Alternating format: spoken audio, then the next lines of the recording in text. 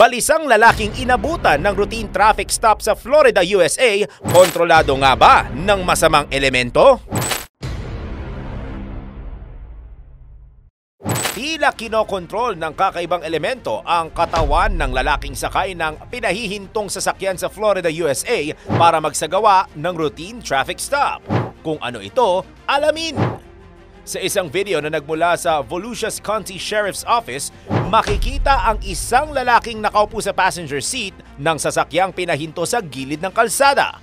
Kapansin-pansin ang kakaibang kilos ng lalaki dahil hindi ito mapakali at lumiyad pa sa bintana ng sasakyan. Agad siyang inalalaya ng mga otoridad para muling ipasok ang kanyang katawan sa sasakyan. Sumunod nito ay tinitignan niya na lang ang mga opisyal at biglang umamba ng takas ng buksan ng pinto. Pero hindi pa man nakakalayo ay agad siyang nahuli ng mga ito at pinadapa sa dabuhan. Pagkatapos noon ay iniinspeksyon ng mga otoridad ang sasakyan nito at doon na bumulaga sa kanila ang tunay na rason kung bakit tila balisa at hindi makausap ng maayos ang lalaki. Kung ano ang mga ito, 4 na kilo lang naman ng iba't ibang klase ng droga. Kabilang sa mga ito ang ecstasy, amphetamine, ketamine at cannabis. Hindi na rin pinalampas ng mga otoridad ang bahay ng suspect kung saan nakatira ito kasama ang kanyang ama. Nang halughugin ito ay tumambad sa kanila ang mas marami pang uri ng droga katulad ng cocaine at magic mushroom na siyang kinukonsidera na pinakamaraming bilang ng droga na nakumpiska sa Volusia County.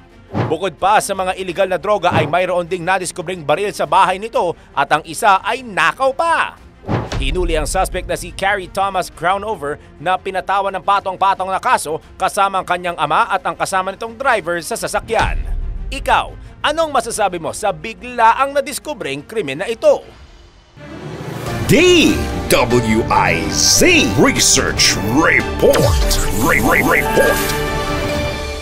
Thanks for watching. Ito po ang Aliw Broadcasting Corporation stations DWIZ 882, DWIZ News FM Regional, Home Radio 97.9, DWIZ News TV at Aliw Channel 23 nationwide. Kami po'y nagbabalita ng tama, naglilingkod ng tama. Like, subscribe, and follow.